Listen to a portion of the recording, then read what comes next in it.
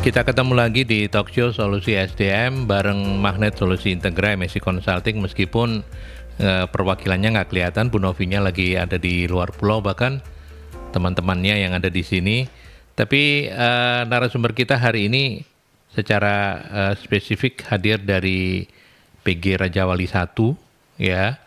Ada dua narasumbernya. Yang pertama adalah Mbak Trias Wulandari Iswati, Kepala Bagian SDM PT PG Raja Wali 1. Ini yang Mbak Tias pakai, dua pakai kacamata. Mbak Tias yang persis ada di samping kanan saya. Sehat Mbak Tias? Alhamdulillah sehat Pak Aldi. Alhamdulillah sehat Pak Aldi. Sehat ya? Iya. Oke. Baik, kemudian yang kedua ada Mbak Selviana, Staf Pengembangan SDM dan Hubungan Industrial. Mbak Selvi panggilannya? Iya betul. Ananda bukan ya? Bukan Pak. Bukan. Beda itu. Anda, suaminya lagi dihujat orang se-Indonesia. Bukan orang Indonesia. Dihujat orang yang haters ya. Mbak Selvi, apa kabar?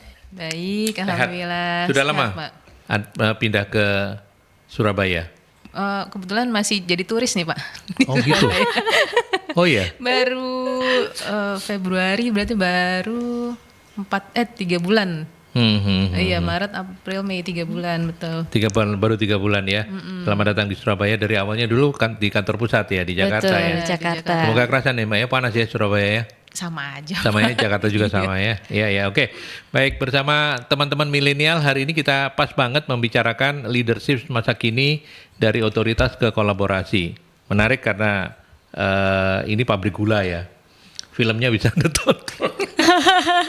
Tapi itu horor ya. Iya. Kebetulan ini tag-nya nggak di pabrik gula kita ya. Iya, sayangnya kayaknya nggak gitu ya. Kalau ini viral nanti PT PG Raja Wali 1. Tapi yang menarik dari diskusi kita hari ini, nanti kita akan bahas bersama-sama. Silakan untuk Anda mengikuti perbincangan ini melalui visual radio seperti yang sudah biasa saya sampaikan melalui streaming kami di mercuryfm.id.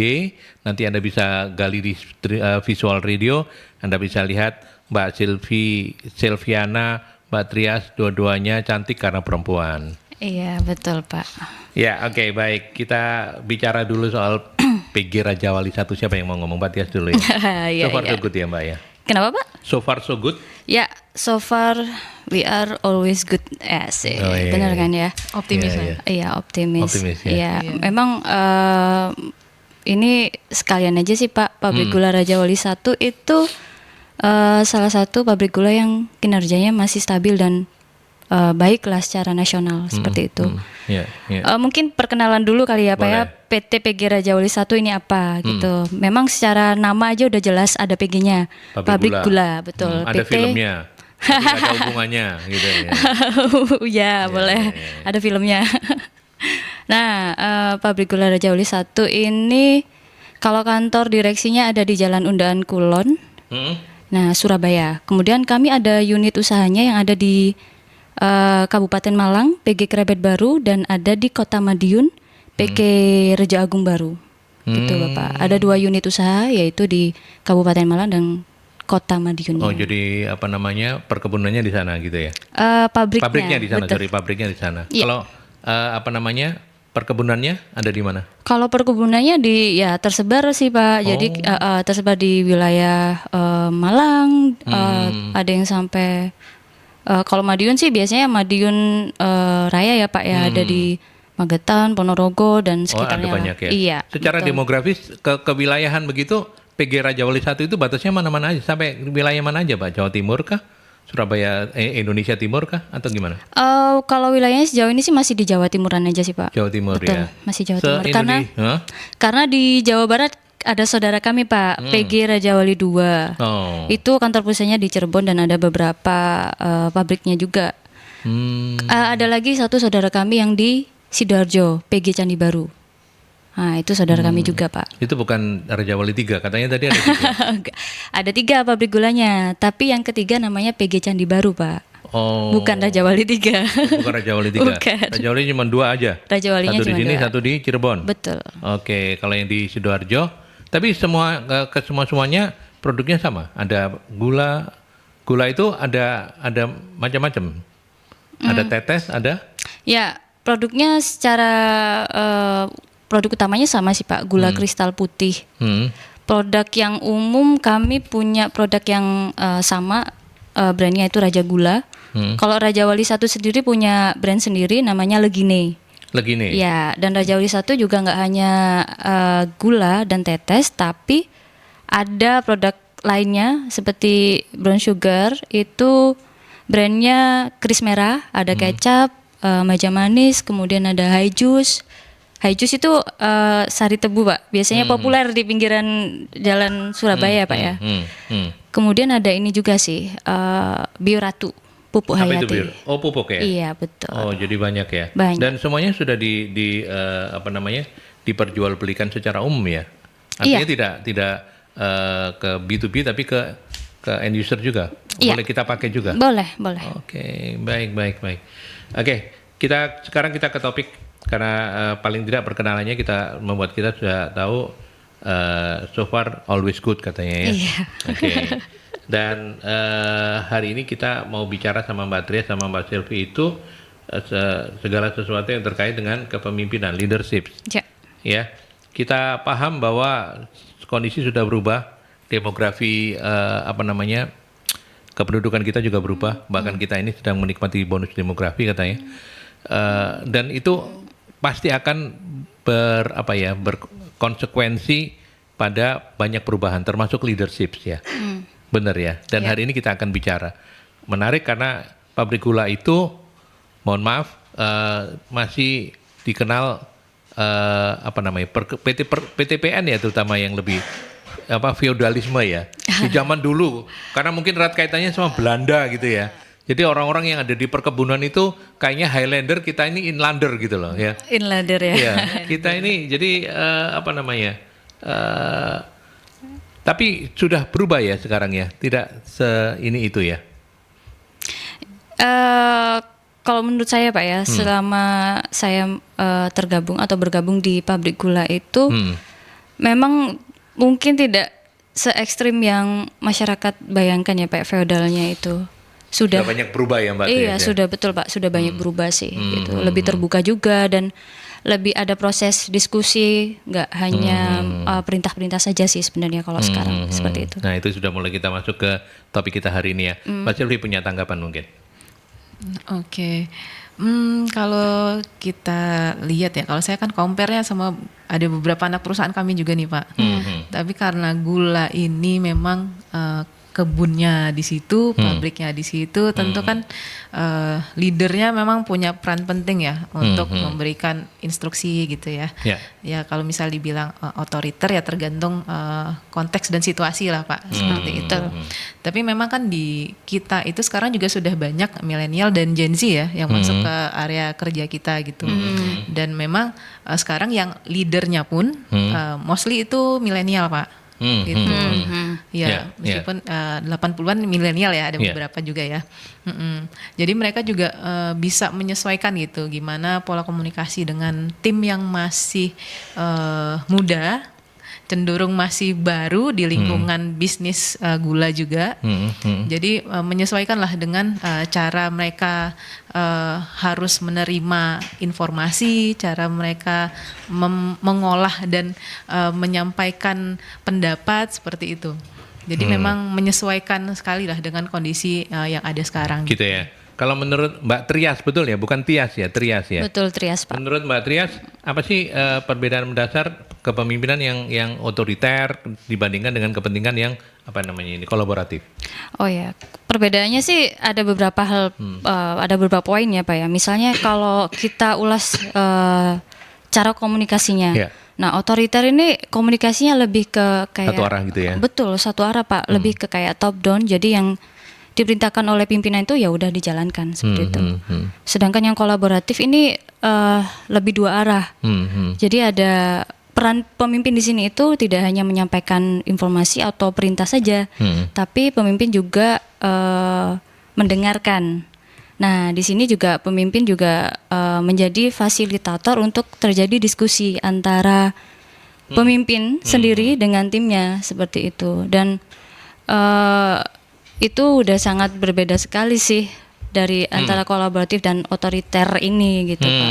Sekarang sudah mulai banyak diterapkan cara-cara atau gaya-gaya kepemimpinan yang kolaboratif ya. Betul. Ya, tadi sepakat dengan Mbak Selvi Mbak sih, Pak. Selvi, Konteksnya gaya kepemimpinan ini sih tergantung konteksnya sih, Pak. Tapi kalau di tempat saya sih kombinasi, tapi lebih cenderung ke kolaboratif karena tadi udah dijelaskan juga oleh Mbak Selvi bahwa sekarang udah milenial dan Gen Z ya, Pak, yang ada di dunia industri gitu. Ya. Dan kenapa kemudian model kepemimpinan yang kolaboratif itu menjadi lebih ini? Apa karena memang banyaknya anak-anak Gen Z yang sudah masuk ke dunia kerja begitu, menurut Mbak Selvi ya? Atau barangkali memang sudah nggak bisa lagi manajemen itu diatur dengan gaya-gaya yang top down, semuanya harus bottom up, semuanya harus lebih down to earth gitu ya, mulai dari bawah. Gimana kalau menurut Anda Mbak Selvi? Sebenarnya tergantung timnya, Pak. Nah, karena di kita itu di pabrik gula terutama memang masih ada beberapa juga tim yang di bawah itu levelnya masih ada yang Gen X. Jadi masih banyak. Iya, betul. Jadi kayak yang untuk di tanaman itu kan yang di lapangan itu kan masih banyak ya bapak-bapak ataupun ibu-ibu yang senior secara usia. Iya. Dan memang pola komunikasi kita dengan mereka tuh Lebih banyak top down ya. lebih tepatnya top down gitu. Jadi nggak terlalu banyak diskusi karena mereka juga terbiasanya menerima instruksi. Iya, perintah-perintah Ya, aja betul, gitu ya. Betul. Nah, kalau untuk kayak misal di kantor direksi nih, Pak, atau misalnya di PG juga di kantor, itu kan ada beberapa juga tim yang levelnya secara usia itu masih lebih muda, milenial ataupun Gen Z yang memang mereka suka diajak diskusi. Ya. Jadi pola diskusi itu lebih menguntungkan supaya mereka pun memberikan banyak inovasi dan masukan ke kita gitu. Jadi di perusahaan pun kita banyak dapat inovasi-inovasi baru nih, Pak, terkait apa saja improvement yang bisa mereka lakukan, atau mereka punya ide-ide baru nih yang mereka lihat dari sosial media ataupun dari banyak kompetitor di luar, bahkan di luar negeri juga gitu. Kan sekarang cepat ya informasi ya, gitu. Jadi dapat infonya lebih cepat, lebih banyak, lebih fast moving lah gitu. Ya. Yang kita butuhkan. Artinya model kepemimpinan yang kolaboratif itu membuat para leader itu sendiri lebih mudah untuk mendapatkan masukan-masukan begitu ya. Betul dari sekali. bawah gitu betul, ya. Betul sekali. Oke. Dan karena hari ini kan kita mau belajar dari PG Raja Wali 1 ya tentang bagaimana leadership yang sesuai dengan topik kita. Kalau di sana sendiri gaya-gaya kepemimpinan tadi kalau di lapangan di itunya kata Mbak Selvi masih banyak yang model-model otoritas. Sebenarnya bukan dipaksakan seperti itu, tapi memang beliau-beliau yang mereka Gen X yang ada di lapangan itu ya mau ide apa tinggal nandur gitu kan, kebanyakan Betul. yang model-model kayak gitu mau diperintahin ini besok gini gitu ya. Iya, betul. Tapi kalau pola diskusinya yang ada di manajemen sendiri seseru apa Mbak Trias? Karena kita ingin tahu juga ternyata nggak benar loh kalau misalnya pabrik gula itu PTPN itu masih gaya-gaya zaman duluan. Sekarang udah banyak berubah, banyak anak-anak milenialnya juga, Gen Z-nya juga. Bisa cerita nggak kira-kira dalam keseharian, terutama kan bagian SDM ya? Iya, kebetulan kami berdua di bagian SDM, di bagian yang sama juga. Jadi memang saya dan Mbak Selvi ini satu tim. Kebetulan juga kami punya atasan yang menerapkan gaya kepemimpinan kolaboratif ini. Jadi ketika kita dihadapkan dari gen yang sama, milenial atau X? Ya, masih milenial.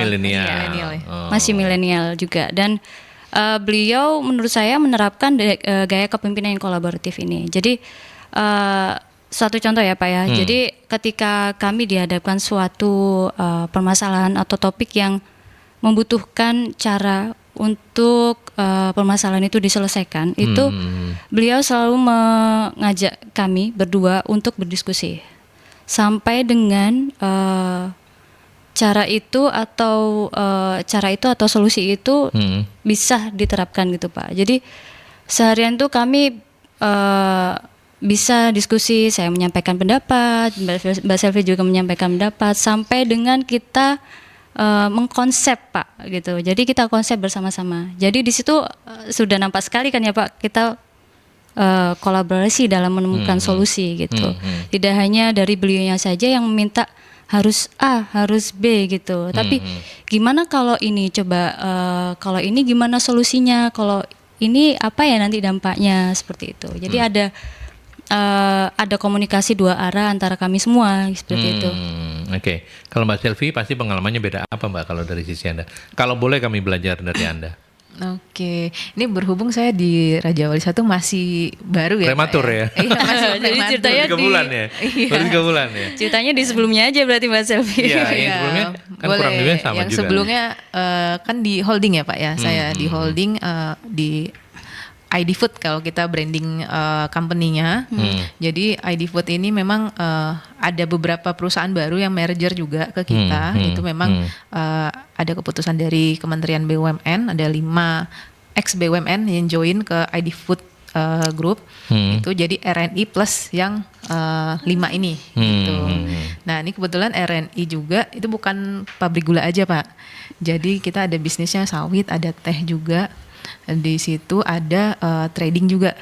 Nah, jadi beda bisnis, beda culture. Jadi kalau holdingnya itu RNI ya? Iya, holdingnya RNI. Itu membawai PG Raja Wali 1, 2 dan Candi yang Baru. Baru. Dan lain-lainnya Ada juga Pak. divisi yang lainnya juga. Iya, betul. Ada company lain. Ada company lain. company lain. Betul, betul. Nah, memang culture-nya beda-beda Pak, beda bisnis, beda culture gitu.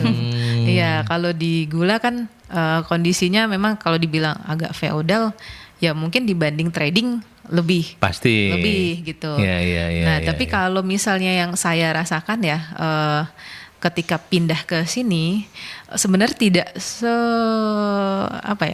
feodal itu gitu. Karena mungkin sudah kalau culture Jawa Timur tuh mungkin sudah banyak asimilasi orang-orang juga ya. Jadi bukan hanya orang lokal saja gitu. Jadi banyak pendatang juga. Nah, meskipun beragam gitu, jadi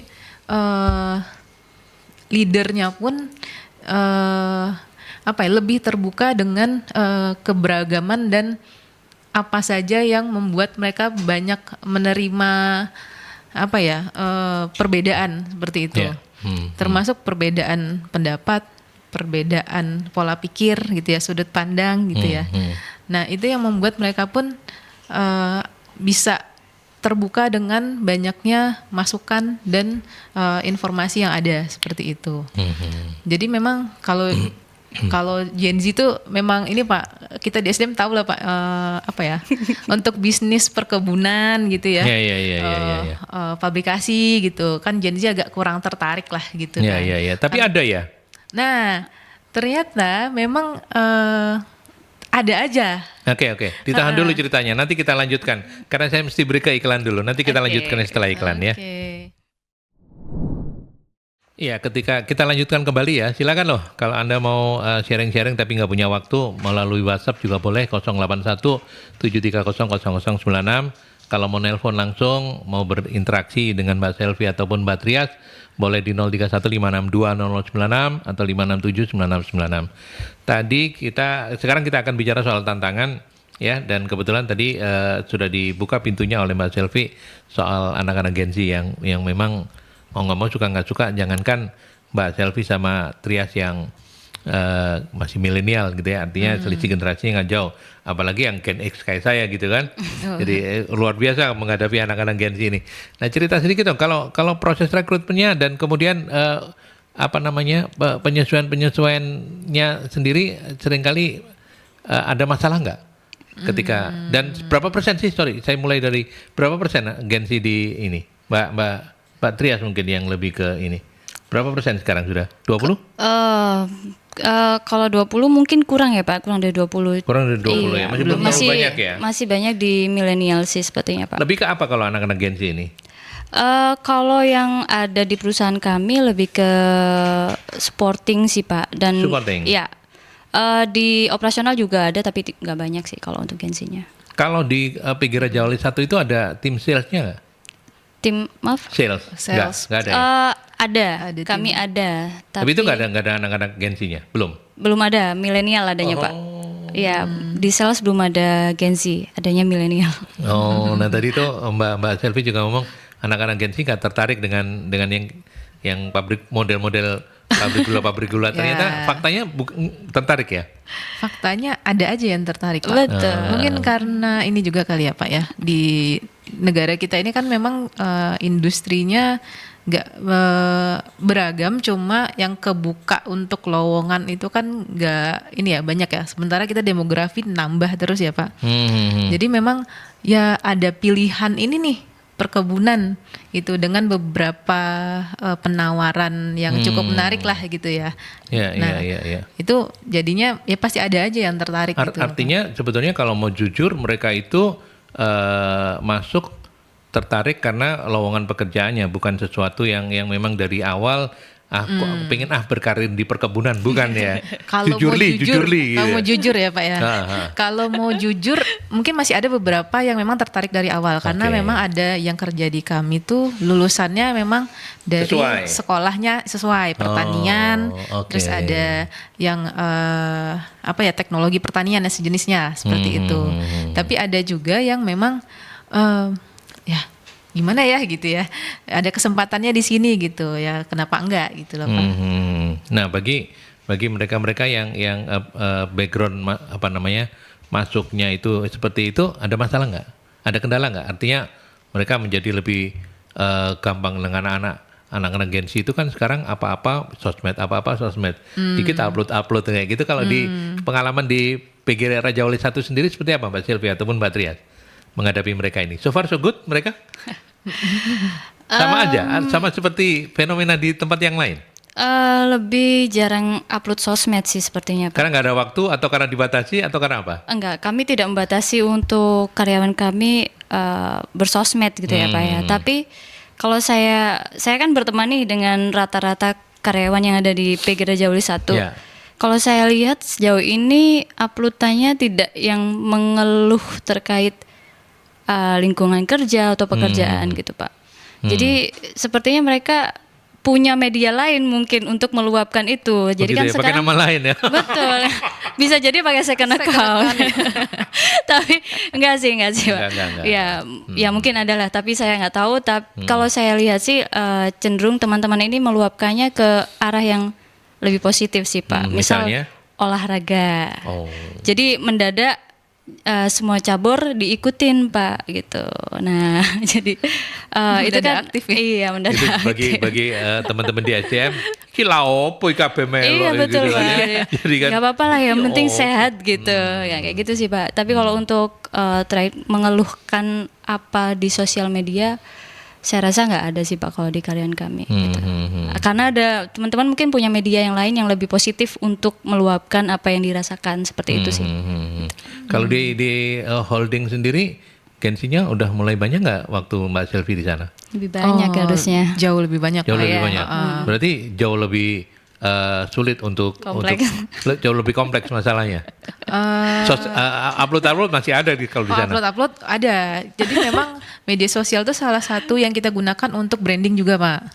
Jadi memang kita kalau di holding ya itu kan ada divisi sendiri itu yang ngurusin media. Jadi ada banyak kegiatan-kegiatan dari mulai kegiatan direksi sampai kegiatan-kegiatan karyawan semua itu kita publikasi di media dan karyawan juga kita berdayakan untuk membantu kita nih Pak untuk publikasinya baik di media sosial yang formal perusahaan punya ataupun media sosial pribadi seperti itu. Sebenarnya Gen Z ini ya sangat-sangat bisa kita berdayakan untuk hal-hal seperti ini. Terutama kalau di holding kan bukan yang operasional langsung nih Pak. Jadi banyaknya memang kita ini untuk strategik. Jadi memang butuh banyak ilmu baru, inovasi baru gitu ya. Masuk sih kalau gitu ya. Iya. Mungkin karena diwajibkan jadi mereka nggak punya agak sungkan juga ya kalau misalnya menggunakan sosmednya untuk hal-hal yang terlalu pribadi. Ya. Karena mungkin ada yang friend-nya udah sama orang kementerian. Pencitraan berarti. Banyak soalnya Mbak. Bahkan udah sama deputi kementerian gitu ya.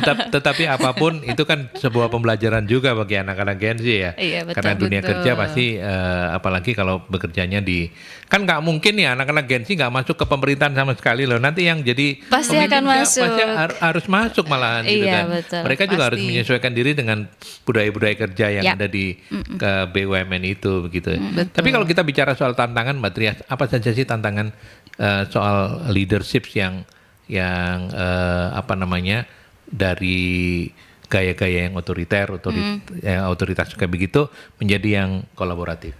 Apa aja yang Mbak Trias rasakan? Mungkin belajar dari yang lebih senior, mereka punya handicap apa gitu? Oh iya, kalau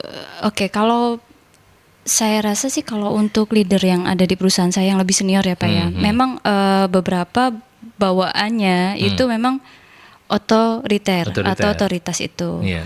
Namun mereka kalau saya lihat, saya amati saja sih, ada cara atau kiat sendiri beliaunya itu. Tantangannya mungkin perlu mengubah pola pikir sih Pak. Jadi kayak sebelumnya kan memang beliau terbiasa dengan gaya kepemimpinannya beliau sendiri, bawaan dari awal itu otoritas. Apalagi yang gennya X ya. Betul sekali. Tapi ketika ada tim baru yang dimana tim ini lebih butuh keterbukaan, butuh keterlibatan lebih terhadap penyelesaian masalah. Itu kan butuh proses diskusi itu Pak. Nah, selain merubah pola pikir dari leadernya sendiri, nah leader ini perlu mengembangkan kembali kemampuan untuk komunikasinya. Karena kan leader yang otoriter ini cenderung minim komunikasi kan Pak. Karena komunikasinya lebih ke satu arah dan ya udah yang saya perintahkan dijalankan gitu. Nah, sedangkan untuk yang kolaboratif ini perlu kemampuan komunikasi yang lebih gitu.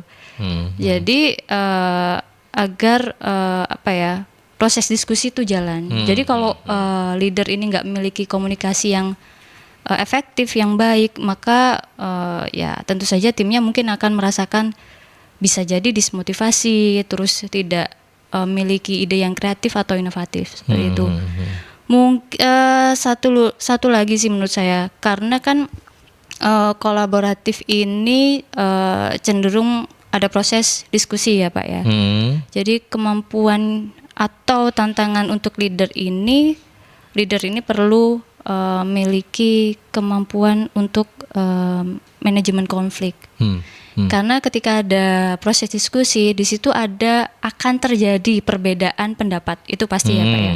Karena perbedaan pendapat ini tentu saja akan menimbulkan konflik. Nah, di sini tantangan leader untuk mengelola konflik yang ada agar tidak berfokus pada konflik antar tim, tapi fokusnya ke arah tujuan yang ingin dicapai, seperti itu. Iya. Karena kecenderungan seorang pemimpin itu pasti kan dari level manapun kecenderungannya ya merintah gitu. Betul kan ya. sekali. Itu sudah kawan bayi kalau orang Jawa bilang ya. Itu bawaan orangnya kayak begitu.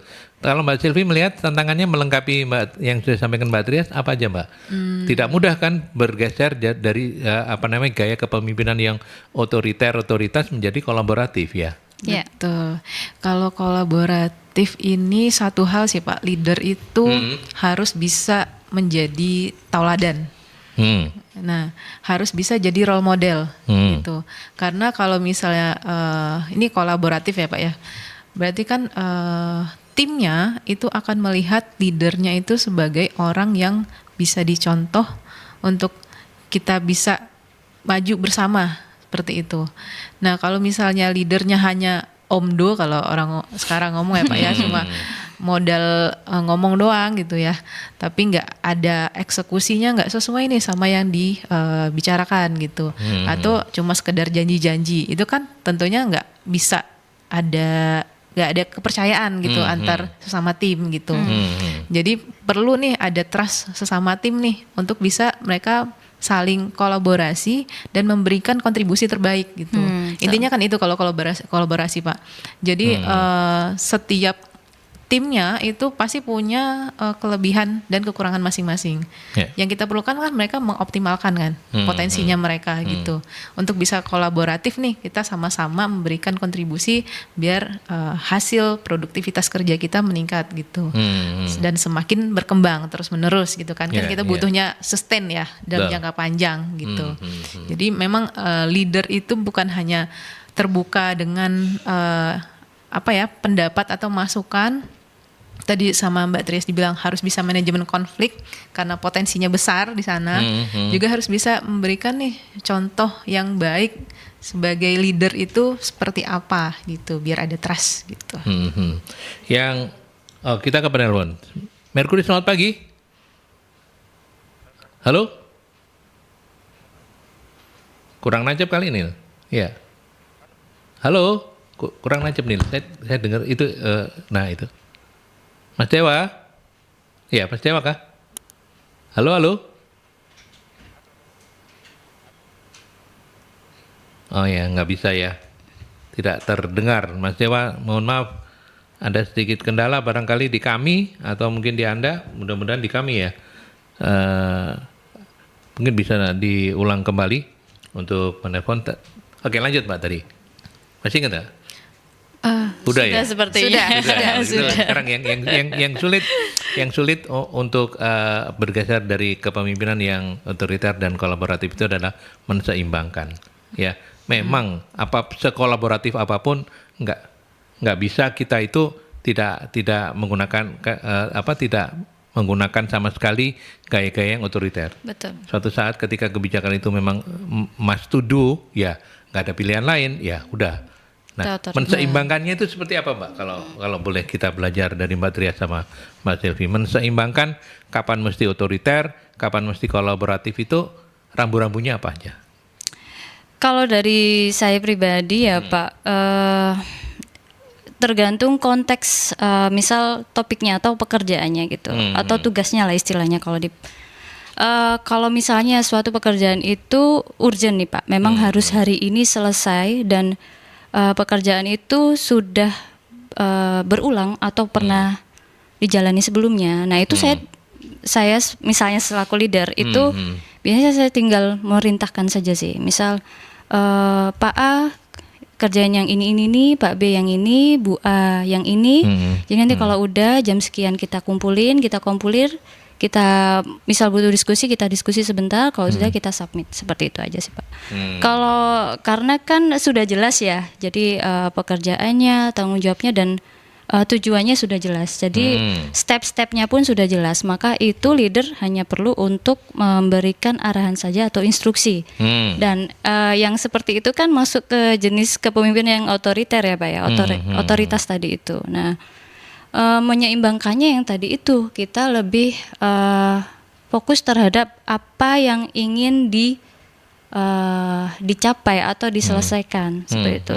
Gitu aja sih Pak. Itu aja ya. Mbak Melani, ini ada Melani Putri kalau saya jadi Mbak Melani. Mbak Selvi mau menambahkan soal menseimbangkan ya berarti. Kalau saya sih lihatnya dari culture atau lingkungan kerjanya Pak. Jadi tentunya yang culture-nya orang di pabrik gula beda dengan culture-nya orang yang ada di office. Di office. Betul. Okay. Dan jenis pekerjaannya tadi udah dibilang sama Mbak Trias, konteksnya seperti apa dulu nih gitu. Kalau misalnya di office kan memang cenderungnya kita lebih banyak diskusi, ya, terutama untuk misalnya ada laporan atau misalnya ada masalah apa yang perlu kita selesaikan, kan lebih general ya kalau di office gitu. Tapi kalau untuk di lapangan itu kan memang butuh eksekusi segera gitu. Jadi eksekusinya pun biasanya sudah yang daily gitu loh Pak, yang sudah berulang gitu. Jadi nggak perlu banyak-banyak timbal balik lah komunikasinya gitu. Jadi memang tinggal ada informasi dari atasan, kasih informasi, instruksinya seperti apa, langsung dijalankan, beres gitu. Kecuali kalau untuk bagian-bagian tersendiri nih yang butuh pengembangan, misalnya kayak bagian quality atau bagian riset seperti itu, yang memang kita butuh banyak masukan dan butuh banyak inovasi seperti itu. Oke. Baik, ini ada Mbak Melani Putri melalui WhatsApp Melania Putri. Nanti saya akan bacakan pertanyaannya. Kita break dulu Mbak Trias, Mbak Selvi, kita ke iklan dulu ya. Oke, kita lanjutkan kembali Mbak Melania Putri ini yang bertanya, apakah leadership masa kini itu membebaskan karyawan untuk berpendapat? Artinya menyampaikan ide-ide yang ujung-ujungnya itu menguntungkan diri karyawan itu sendiri tanpa perhitungan target yang dicapai. Kalau ada masalah seperti ini bagaimana mengatasinya? Silakan. Ya semua pasti Mbak Melani semua pasti mencari yang menguntungkan dirinya ya. Gimana Mbak Trias komentarnya? Iya, kalau menurut saya sih ini setiap karyawan itu kan punya tujuan ya Pak ya, baik tujuan pribadi maupun tujuan yang untuk perusahaan. Nggak mungkin karyawan itu nggak memiliki tujuan pribadi untuk ke goalsnya perusahaan gitu. Mereka mau mencapai tujuan perusahaan itu juga ada tebengan tujuannya pribadi Pak. Betul. Misalnya nih Pak ya, ketika dia achieve KPI-nya dia achieve atau tujuan yang bersama-sama misal achieve. Nah, itu kan dia minimal pasti akan mendapatkan pujian. Minimal ya Pak ya. Nah, yang lebih besar mungkin dia akan dipandang sebagai salah satu talent yang capable, yang bisa masuk daftar talent pool yang biasanya Mbak Selvi kerjakan juga gitu. Dari situ kan secara tidak langsung dia juga menebengi tujuan pribadinya gitu. Nah kalau yang dimaksud siapa tadi Mbak Melania? Melania. Gimana cara mengatasinya itu? Ya sebenarnya itu artinya mungkin kalau misalnya mudah-mudahan saya nggak salah ya Mbak Melania. Mungkin perusahaan itu membuka kesempatan untuk karyawannya itu boleh menyampaikan ide-idenya. Betul. Tapi Mbak Melani mungkin mewakili perusahaan ini ya. Mungkin menurut Mbak Melani kok ide-idenya itu yang lebih banyak menguntungkan karyawan, kurang memperhitungkan perusahaan gitu kira-kira ya. Oh. Maksudnya gitu. Itu gimana kalau misalnya kayak begitu? Apakah apa ya itu pertanyaannya kayak begitu? Gimana? Ya itu sih salah satu tantangan leader ya Pak ya, untuk misalnya memanage istilahnya topik diskusinya seperti itu. Dan kalau diskusi itu kan otomatis tidak hanya satu arah saja, akan ada dua arah di mana di situ juga bolehlah kita memberikan feedback atas apa yang disampaikan baik dari timnya maupun dari leadernya seperti itu. Kalau dirasa di sini leader perlu berperan untuk istilahnya filter, atau dirasa ini boleh dong leader punya kecurigaan gitu, boleh saja, sah-sah saja. Tapi kan untuk sudut pandangnya seperti itu sebagai seorang leader mungkin perlu diminimalisir karena kan belum tentu juga gitu karyawan memiliki istilahnya tujuan yang menguntungkan untuk dirinya sendiri. Seperti itu sih kalau versi saya. Mungkin kalau dari Mbak Selvi sendiri mungkin ada pandangan yang lain, boleh Mbak disampaikan. Ditanya sama Trias loh, bukan saya loh. Silakan dijawab Mbak Selvi. Ya siapa tahu ada pandangan yang berbeda gitu Pak. Betul. Oke. Biasanya kan yang jadi leader ini kan dulunya juga pernah jadi anggota tim ya Pak ya. Pastinya juga punya sudut pandang tersendiri lah jika ada anggota tim yang berpikiran seperti ini atau tindak tanduknya kok lebih ke mengarah ada kepentingan pribadi ya gitu. Pasti punya sense lah gitu ya. Nah, tapi sebagai leader sih harusnya ya Pak ya. Karena leader itu adalah representasi dari manajemen. Jadi tetap harus mengutamakan goals-nya perusahaan. Karena kan di sini kita intinya kan di lingkungan perusahaan ini kan memang tujuannya ini ya Pak ya, kepentingan bersama, bisnis lah istilahnya gitu. Memang tetap yang harus diutamakan itu kepentingan perusahaan terlebih dahulu. Even itu kalau misalnya ini contoh kasus saja, saya melanjutkan Mbak Melania ya. Even itu misalnya karyawannya itu karyawan yang berprestasi, karyawan yang menjadi anak emas begitu awalnya.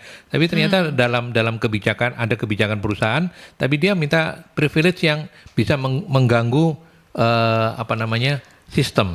Apa yang harus dilakukan oleh itu beda lagi itu mungkin ada beberapa perusahaan yang juga mengalami itu ya, bahkan mungkin bukan karyawan tapi karyawan baru minta ada privilege sendiri lah Ya, gitu ya, ya. ya, Padahal ya, ya. mungkin belum terlihat juga performancenya seperti apa gitu.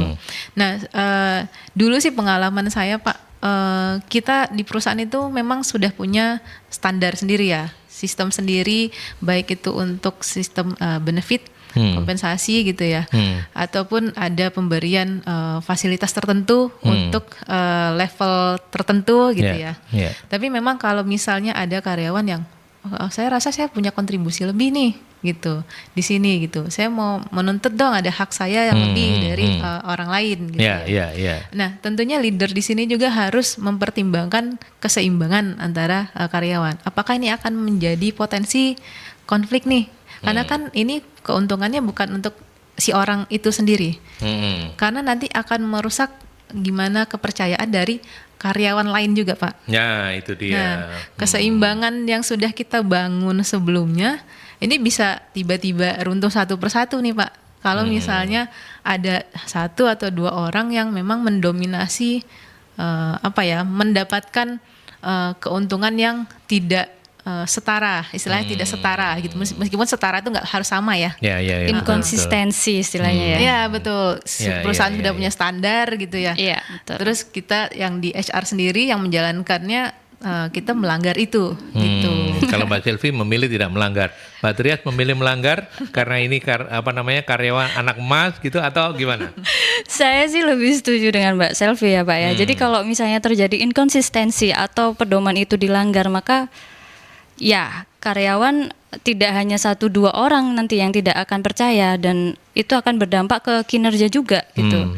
Jadi kalau udah tidak hanya 1-2 orang atau banyak bahkan karyawan yang sudah mulai tidak trust terhadap manajemen, itu kan akan berpengaruh terhadap kinerja. Ya, Yang betul. memang bermula dari kinerja individunya ya Pak ya, karyawan, tapi itu akan berpengaruh besar terhadap kinerja perusahaan juga nantinya, seperti itu sih. Maka saya lebih memilih untuk di posisi Mbak Selvi aja Selvi, Pak. oke. Baiklah, Mbak Melani, 2 narasumber ada di posisi yang sama. No, silakan Anda mau yes boleh. Ada Pak Joni. Pak Joni menanyakan begini, Mbak Trias, Mbak Selvi, apakah ada perbedaan pendekatan dalam menerapkan kepemimpinan kolaboratif pada sektor publik dan sektor swasta? Maksudnya mungkin di perusahaan swasta ya. Silakan. Saya nggak ngerti. Maksudnya di kepemimpinan perusahaan- kolaboratif pada sektor publik dan sektor swasta. Oh, mungkin karena narasumbernya dari BUMN gitu kira-kira menurut Pak Joni ya. Mudah-mudahan saya nggak salah itu maksudnya. Sama sih harusnya Pak. Harusnya sama Iya, ya. sama sih, karena kan di situ terjadi diskusi juga, ada feedback, ada ada komunikasi 2 arah. Sebenarnya sama sih. Karena tadi yang mungkin yang membedakan tadi konteks pekerjaannya aja sih Pak gitu. Kalau misalnya itu pekerjaan yang hanya butuh diarahkan dan diperintah ya otoritas itu saja. Tapi kalau perlu pekerjaan yang perlu diskusi ya, maka kolaboratif bisa kita terapkan baik di perusahaan yang swasta ataupun BUMN atau publik tadi lah yang disebutnya, seperti itu sih. Ya, ya. Mungkin dari Mbak Selvi ada Nah, tambahan. silakan dialihkan Iya. terus. Saya suka Pak soalnya kalau Iya, Mbak sudah Selvi mulai yang pinter ngomong. loh, Mbak Trias membantu saya gitu. Silakan, Mbak. Oke, mungkin kalau untuk secara implementasi sama aja, tapi yang agak berbeda mungkin ini Pak, kalau perusahaan swasta itu kan mereka memang urusannya internal sendiri swasta. Paling ada kaitannya dengan pemerintah itu ya paling regulasi. Nah kalau misalnya kayak BUMN gitu ya, memang kan kita terutama yang holding itu banyak kebijakan-kebijakan dari pemerintah yang mempengaruhi kinerja kita, seperti itu. Jadi yang diskusi untuk hal tersebut, keputusan ini kan memang di atas nih Pak, dari kementerian, seperti itu ya, atau bisa jadi dari DPR gitu, hasil diskusi gitu. Nah itu juga mempengaruhi apa saja proyek-proyek yang kita jalankan atau ketentuan-ketentuan yang akan nanti kita jalankan, seperti itu. Dan kita juga mengadopsi dari sana semua. Jadi nggak mungkin kita bebas gitu ya, meskipun kita anak perusahaan nih Pak. Tapi kita tetap kalau misalnya ada ketentuan dari pusat, itu tetap harus dijalankan seperti itu. Mandatori. Jadi memang ada ketentuan-ketentuan dan kebijakan mandatori lah dari pusat seperti itu. Ya. Oke. Satu lagi pertanyaan dari Pak Romi. Apakah semua pemimpin cocok menjadi pemimpin kolaboratif dan mengapa katanya? Harusnya sih cocok ya. Karena kan kolaboratif kan tinggal belajar bagaimana untuk Komunikasi dua arah yang Tapi aktif monggo ya. silakan komentarnya. Tergantung ya situasional sih menurut saya sih Pak. Tadi udah dijelaskan juga oleh Mbak Selvi bahwa sekali lagi memang semua pemimpin itu boleh, maksudnya bisa juga menjadi menerapkan gaya kepemimpinan yang kolaboratif. Tergantung kebutuhan di lapangan seperti apa, seperti itu. Nah kalau untuk otoritas juga itu sama sebenarnya kondisinya. Sama ya. Iya, sama aja sih Pak. Mau siapa aja leadernya pasti akan melakukan gaya kepemimpinan tertentu. Jadi tergantung situasinya, tidak hanya satu saja. Misalnya saya konsisten gaya kepemimpinan kolaboratif. Nah, itu mungkin akan tidak efektif ketika situasinya membutuhkan gaya kepemimpinan yang otoriter. Betul. Kayak gitu. Seperti itu sih Pak sebenarnya. Iya. Oke, jadi Pak Romi membantu Mbak Trias, intinya adalah semua pemimpin itu topik kita memang menggeser dari yang otoriter menjadi yang kolaboratif. Betul. Tapi tidak selalu ke yang otoriter itu tidak digunakan. Betul.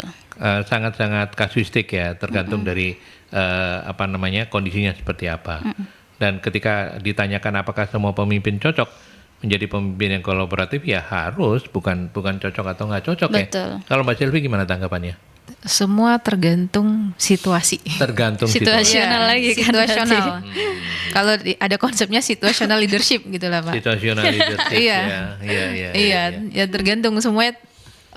Konteksnya apa, lingkungannya seperti apa, timnya seperti apa, dan tuntutan dan goalsnya seperti apa. Karena leadership ini art ya, jadi agak susah untuk didefinisikan secara in general begitu ya, sangat kasuistik ya. Oke, baik Pak Romi, terima kasih sudah bergabung, kemudian juga Pak Joni dan ada Mbak Melani ya, terima kasih. Kita tutup dengan ini nih, pertanyaan terakhir. Gimana cara membangun budaya kepercayaan yang menjadi fondasi kepemimpinan kolaboratif? Saya mulai dari Mbak Selvi, lanjut nanti Mbak Trias. Oke. Tadi saya udah mention juga sih sebenarnya gimana membangun kepercayaan di dalam anggota tim. Salah satunya leader itu harus bisa memberikan contoh, gitu. Jadi role model dan yang paling penting itu leader itu harus bisa diandalkan. Gitu. Jadi jangan sampai leader ngomongnya kita harus ABCD, tapi ternyata leadernya di luar tidak seperti itu. Terus timnya juga bingung, ada kebingungan nih di dalam tim gitu. Jadi kita harus seperti apa? Karena tim leader kita ngomong A, ternyata di luar B seperti itu. Jadi nggak bisa dipegang nih omongannya gitu loh Pak. Dan nggak bisa diandalkan juga nih ini leader kita gitu. Jadi tidak ada trust terhadap leader itu, jadi akhirnya boro-boro kolaborasi ya Pak ya. Boro-boro mereka mau memberikan kontribusi terbaik, yang ada nanti ujung-ujungnya hanya sekedar ya apa saja yang diinstruksikan ya itu saja yang dilakukan gitu. Kalau mau membangun budaya kepercayaan, pemimpin itu harus menjadi role model ya. Betul. Artinya apa yang diucapkan dengan apa yang dilakukan itu sama. Gitu. Selaras, betul. Selaras, itu Mbak Selvi. Mbak Trias menambahkan. Yang pertama saya setuju sekali bahwa pemimpin harus jadi role model. Mungkin saya akan menambahkan bahwa pemimpin ini perlu menciptakan budaya keterbukaan. Jadi sekarang kan generasinya pada ingin informasi yang lebih terbuka gitu. Jadi ketika leader ini memberikan kesempatan istilahnya informasi yang disampaikan itu lebih transparan, lebih terbuka, maka timnya ini akan lebih percaya. Dan informasi itu harusnya ketika informasi itu sudah dinyatakan informasi yang terbuka, maka yang diterima oleh setiap timnya itu akan sama. Nah, ketika informasi yang sama ini diterima, nah di situ muncul kepercayaan. Seperti itu sih. Jadi kalau informasi yang disampaikan itu tidak terbuka dan akhirnya tim satu dengan yang lainnya itu info yang diterima berbeda. Nah, itu akan cenderung tidak memunculkan rasa kepercayaan itu gitu. Makanya keterbukaan informasi itu sangat diperlukan juga untuk menumbuhkan rasa kepercayaan terhadap leader seperti itu. Oke, baik. Itu akhir dari diskusi kita pagi ini di Talk Show Solusi SDM bersama Mbak Trias Wulandari Iswati, Kepala Bagian SDM PTPG Raja Wali 1. Terima kasih Mbak Trias. Sama-sama Bapak. Sampaikan salam saya untuk keluarga orang-orang tercinta. Sehat-sehat terus ya. Amin insyaallah. Ya, kemudian juga Mbak Selviana, staf pengembangan SDM dan hubungan industrial dari PTPG Raja Wali 1 juga. Mbak Selvi sehat-sehat terus ya. Terima kasih sudah rawuh di Merkuri. Iya, terima Sukses kasih selalu. juga Bapak. Ya, mudah-mudahan nggak dipindah-pindah lagi di sini terus ya. Suatu saat mudah-mudahan kita bisa ngobrol-ngobrol lagi. Mbak Selvi, Mbak Tres, terima kasih banyak. Terima kasih Bapak. Oke, sama-sama. baik. Terima kasih untuk Anda semuanya. Saya Aldi mewakili para narasumber mohon pamit dari Talk Show Solusi SDM. Kita ketemu lagi dalam Talk Show selanjutnya. Sampai jumpa.